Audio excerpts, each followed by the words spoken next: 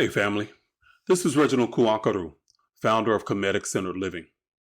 This is a channel where I answer the questions about Christianity that Mama and them said you were not supposed to ask.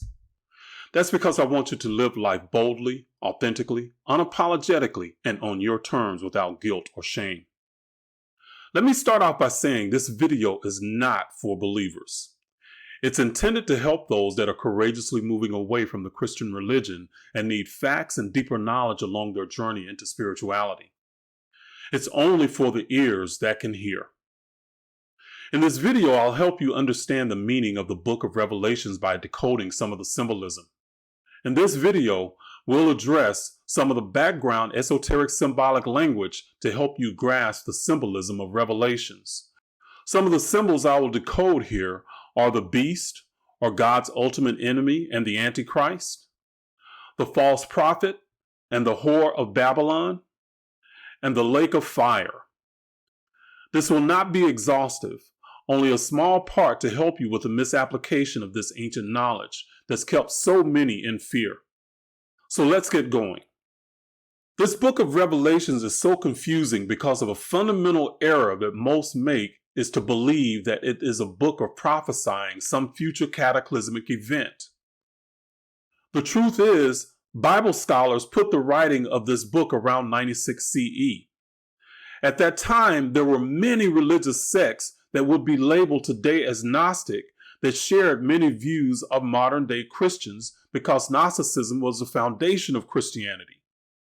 However, the Catholic Church was beginning to form then. Their view of a flesh and blood Jesus went against the majority of the world at that time, but they had the might of the Roman Empire behind them. You'll also need to understand the Gnostic worldview at that time. They were students of ancient Egyptian mystery systems and spread their teachings over the then known world. Based on the decoded contents, it appears to me a Gnostic wrote the book of Revelations, and he or she was not a believer. You'll see what I mean later when I decode the meaning of some of the symbolism. I'll need to give you some ancient esoteric symbolic knowledge so that the explanation of the symbolism makes any sense. So let's begin with helping you understand some of the hidden esoteric language. The Greek word Hades is mistranslated as hell. It actually means underworld or earth. This is important to understand because it positions the characters within the ancient paradigm of the Egyptian mystery school teachings. The first thing to understand is that the journey of the soul and its interplay between heaven and earth is the central theme. From the ancient Egyptian paradigm, the esoteric meaning of die and death become a different orientation away from physical humans to the intended idea of the soul as the main character in the different aspects of this book. The scriptures we used are not talking about a fiery hell.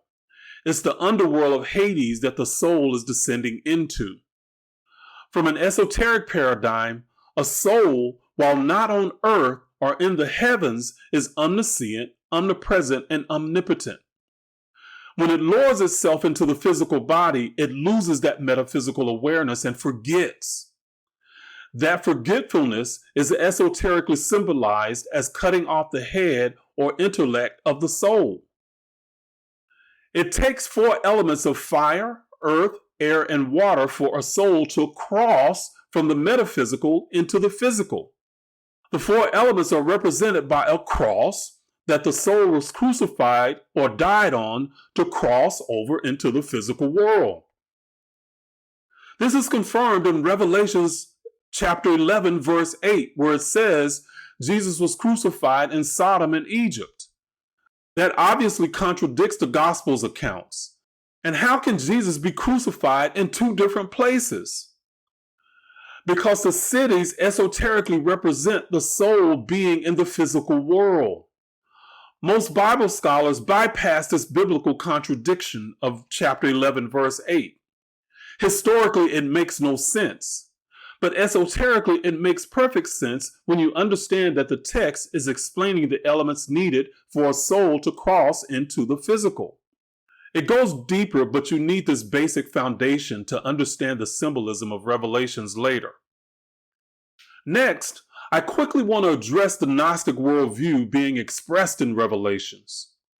The Gnostics believed that becoming attached to the human desires would bind you to the reincarnation cycle of Earth. For them, the underworld was a negative place for a soul, and you should do all you can to emerge from the underworld or Earth. Souls were bound into duality and physicality by the netter Set, which later became Satan. Many Gnostics called themselves the children of Set because they were souls bound in flesh. This negative view of living on earth gives the writer of Revelations away as a Gnostic. Christians later adopted this view of earth as a terrible, sinful place. Now, let's address the idea of the lake of fire in the ancient esoteric language. From a Christian belief, the lake of fire is hell, but that's not what it meant in ancient times. Again, I need to give you some ancient background knowledge and connect the dots to this knowledge that you already have. First, I need to reiterate that the ideas expressed biblically are not meant to be taken literally. They're not historical events. They never were because they're symbols designed to express ideas that cannot be expressed through conventional languages. Second, the symbols and metaphors of Revelation are expressing the interplay of the soul that descends into the physical world. The lake of fire, Babylon, the beast, the Antichrist, and the false prophet are expressing different perspectives of body and soul interplay. Now let's break down the esoteric language of the soul and body. First, symbolically, the ancients represented the soul as fire and the physical body as water. You know these as two of the four metaphysical elements of fire, water, air, and earth.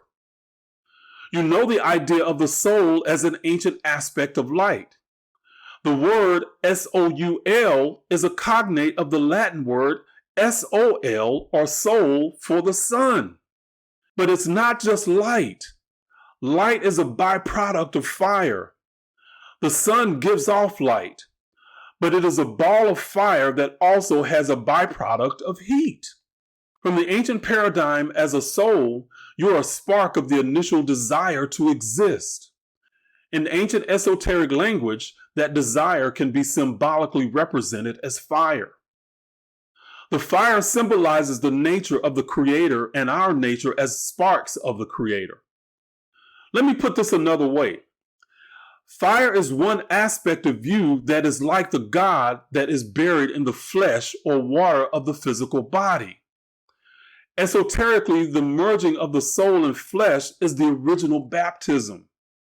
The soul is the indestructible or eternal fire that descended into the moisture or water of the physical body in each of us.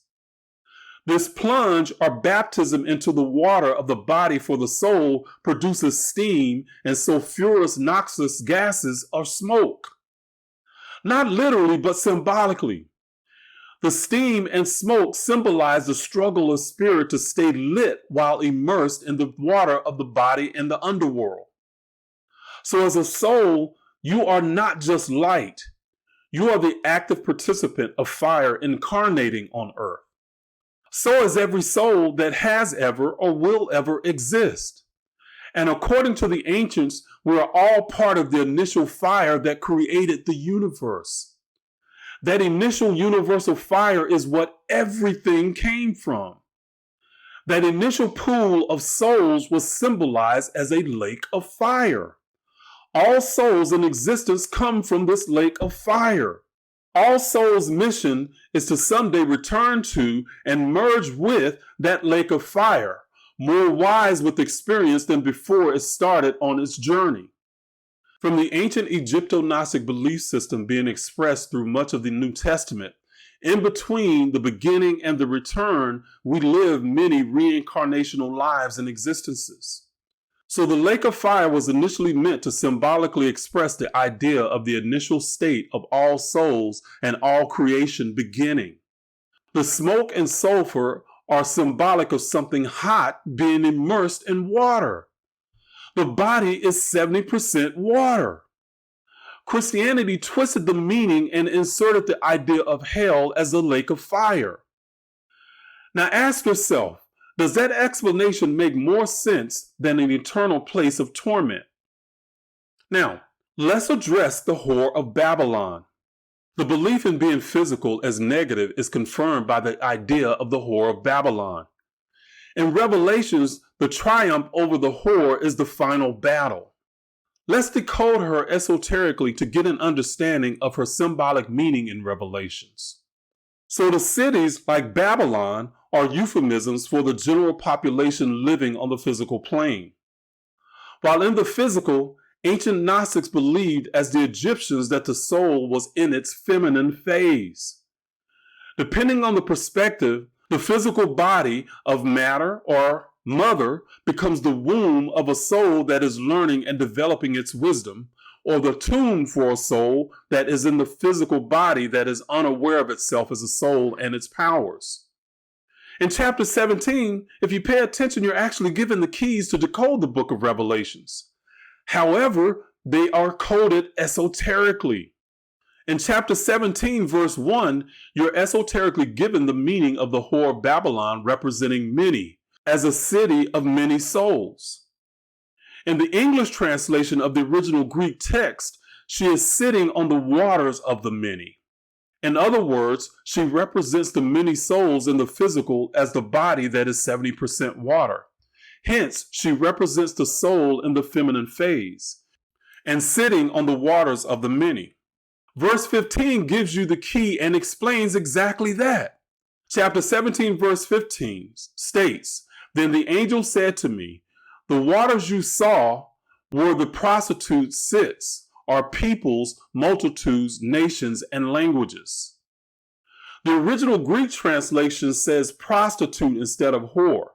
This is important in symbolic language because it represents a universal mindset of selling yourself and your values for profit or gain. In chapter 17, verse 2, it talks about the kings of the land have committed prostitution and are drunk with the wine of fornication. The kings represent the spiritual leaders that have sold out for earthly riches. Verses 12 through 14 describe who the kings are, and that Christ will overcome them. Esoterically, Christ is wisdom. So wisdom will overcome these kings. Now, where are these prostitute and sellout kings located? In chapter 17, verse 9, you're told that the prostitute sits on 7 mountains. The prostitute is riding the 7-headed beast. The scriptures say the heads of the beast represent the 7 hills around Rome. Babylon, as an earthly city of souls, is where the prostitute is located, in Vatican City and the Roman Catholic Church. Rome was known in antiquity as the city of 7 hills. The leaders or kings that sold out to the prostitute are in Rome. Now, verse 4 describes the woman or prostitute adorned with gold, precious stones, and pearls. In other words, she has a great deal of wealth. Did the Catholic Church have wealth? It did back then as it does now. I know you're probably still not convinced that this is the Catholic Church being referenced. Let's see chapter 17, verse 17, and it says, "For God has put into their hearts to accomplish this purpose by agreeing to hand over to the beast their royal authority until God's words are fulfilled." It says that the kings handed over their authority to the beast. In other words, these spiritual leaders, the priests and bishops of the church, handed over their authority. Chapter 17, verse 18 specifically tells you where the prostitute resides. "The woman you saw is the great city that rules over the kings of the earth." The great city ruling over the kings or leaders of the then known world at that time was Rome. The king is not an actual king, though. It's a metaphor for a leader that embodies the light or fire of the divine within. But these earthly kings have been led astray and follow the beast. They hand over their authority to the false prophet mentioned in chapter 19, verse 20, which was the Pope and the beast at the Vatican. The Gnostic Christ was not a physical person, but a title bestowed on someone spiritually elevated. It could be a man or a woman. The Antichrist will be the opposite of the spiritual Christ. In other words, a physical person. The one that we know as Jesus today. Still not with me on this? Go back to Revelation chapter 13, verse 5 through 8. It tells you who the beast rules over and that all the people of the world worship the beast. They blaspheme God and his dwelling place. Understand that the dwelling place for the divine fire on earth is the human body, not a building. From that perspective, how could you blaspheme a group that did not believe in the physical Jesus Christ? Well, you make him physical. This is another reason I don't believe the writer could have been a believer. Christians assume it's their beliefs being attacked in Revelations. But it's those that didn't believe in a bodily resurrected Jesus that are the saints and the people of God being attacked. Who else would all the people of that day be made to worship except what the Vatican put forth with their doctrines? Who would have the power except the Roman imperial army? The writer is symbolically referring to events and politics of his day, not some future apocalyptic event. It's a fundamental error of so many that try to interpret Revelations as if it's telling you about events yet to happen. So many have tried to use it to predict the end of the world over thousands of years, yet we're still here. So much of the symbolic language is stated in code and has to do with the interplay of the soul and matter. These concepts cannot be expressed in just words, only through symbolic language. The keys to decode revelations are given to you in chapter 17. When you understand them esoterically, it becomes pretty clear. At the time of the writing of Revelations, the whore of Babylon was those city of souls that worship the resurrected Jesus. There's more in Revelations than what I share here that point to that fact. This is just a small snippet of the book of Revelations. I can break down more that would back up what I have stated here. Now, if you're interested in learning how to read the Bible esoterically, you can click on the link in the video description and go to the esotericchrist.com. If you found this video enlightening, please like it with a thumbs up. Subscribe to my channel so you don't miss updates, and share with anyone that will be consciously elevated and vibrationally uplifted by this.